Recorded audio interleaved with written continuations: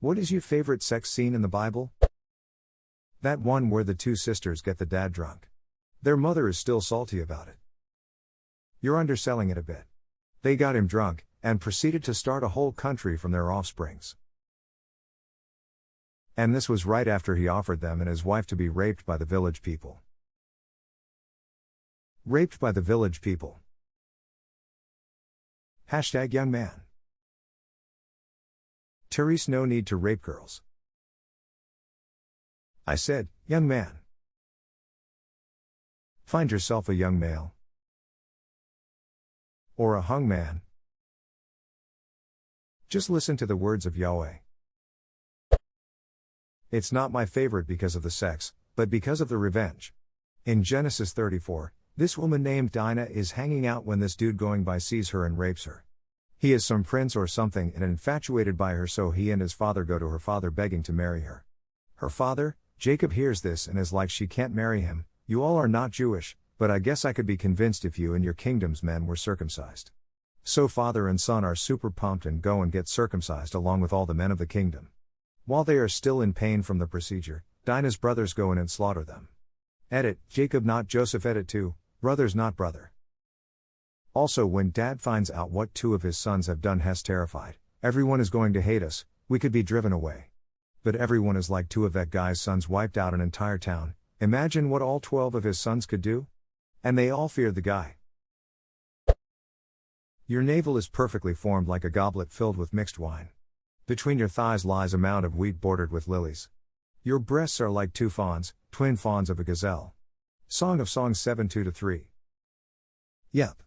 That whole book is what we in the fanfiction biz call a lemon scene. What is a lemon scene? tvtropes.org. Can be used as a noun and an adjective interchangeably. It's a lemon story and it's a lemon are functionally equivalent. Those fond of lemons refer to it as lemony goodness. Oh wow. The intro to lemon stealing horrors just got even more nuanced and funnier.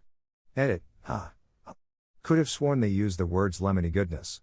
They do say lemony lemons, but not quite the same. Hey with the duck. Hasn't it been about 10 seconds since we looked at our lemon tree? That one where David cuts off and skins 200 dicks. Worst side quest ever. So when do we get Bible the game? It happily play an RPG based on the Bible.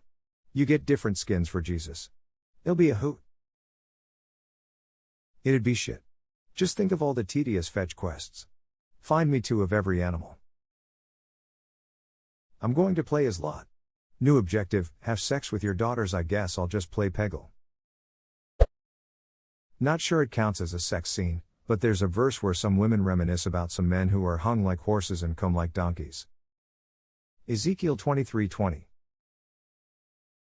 There she lusted after her lovers, whose genitals were like those of donkeys and whose emission was like that of horses.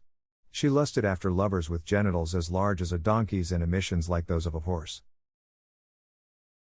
Never realized Donkey Dong Doug was a biblical character. Wait, so Donkey Doug is your father? Jason is my son. But he's also my boy. And when Rachel saw that she bare Jacob no children, Rachel envied her sister, and said unto Jacob, Give me children, or else I die. And Jacob's anger was kindled against Rachel, and he said, Am I in God's stead, who hath withheld from thee the fruit of the womb? And she said, Behold my maid Bilhah, go in unto her, and she shall bear upon my knees, that I may also have children by her. And she gave him Bilhah her handmaid to wife, and Jacob went in unto her. And Bilhah conceived, and bare Jacob a son. TLDR, wife and husband spice up their sex life by letting the husband duck the maid while the wife watches. Maybe she joined in, it doesn't say. Under his eye. Blessed be the fruit. May the Lord open. We've been sent good weather. Praised be. Not sure if the entirety of Song of Songs counts, but if it does, that one. Therese, not too many good sex scenes to pick from since it's usually only mentioned when someone does something wrong. All the good, mutually fulfilling sex in the Bible was probably just recorded as he knew his wife and she begat a son. Whenever the text stops to dwell on it, it's because someone's raping his sister or something. Yay, pretty much. It tends to be very respectful when things are loving and normal. Tends to be very graphic when a horrible sexual act occurred. There's surprisingly little mention of Song of Solomon in this thread. My estranged father and his second wife had this as a reading at their wedding. God knows why. It was in a church too, and from memory the lady who was giving the reading spoke the wrong bit and was saying the weird sex stuff. I still remember that awkward quiet laughing from everyone. Funnily enough, it wasn't the weirdest thing that happened that day. It was later in the night when my dad was giving a speech and toasted his new wife's dead first husband with a comment along the lines of "thanks for dying, 'cause then I got to marry her." His kids were there as well. Such a bizarre day. And lastly, I'd like to thank Henry for his taste in women, insistence on a great life insurance policy, and smoking a pack a day until his final breath 3 years ago. My favorite one starts at Genesis 19. Snake Peak, come on guys, don't rape these angles. That's rude. Rape my virgin diter instead. Don't know about that, but being ducked by angles sounds like my last geometry exam edit. I meant to say angels. Man, that was a crazy exam. I make that mistake every single time. I'm not going to correct it now, because pun. Glad you didn't do a 180 on this one. There's an old dude who had 2 sons, both had the same wife and both died because God didn't like them. So the old dude's daughter-in-law disguised herself as a hooker and hooked up with him without revealing her identity. She later had a reunion with the dude and had children with him. Yikes. Update 1, thanks for reminding me about third son. Since his daughter-in-law was a widow, again. The old dude promised to let his youngest son take her as a wife once his son is at the age suitable for marriage. However, the old dude didn't fulfill his promise. It was then, his daughter-in-law plotted the hooker plan. Update 2, thanks for all the upvotes. I'm absolutely flattered. We're reaching fetish levels that shouldn't even exist. Nah man, we've been there. I mean, there's an entire book in the Bible that's nothing but erotic smut. There is one where the dude pulls out and comes on his dead brother's wife tits. God had told his father-in-law to tell his son to duck his dead brother's wife and him to give her a cream pie. Dude didn't want to pay child support, so he is like, fuck that. Pulled out and God was pissed, so he slew him. Genesis 38 8-10. The one where the dude pulls out, and God is like, bruh. I made sex end like that so you could make more people. Then God kills him or something. It's in the Old Testament after the Torah but before Isaiah. The quote is spilled his seed on the ground, which always gave me the impression he was whacking it while staring God defiantly in the eye. His name is Onan. In my language, masturbation is called onaneering. Direct translated onanation.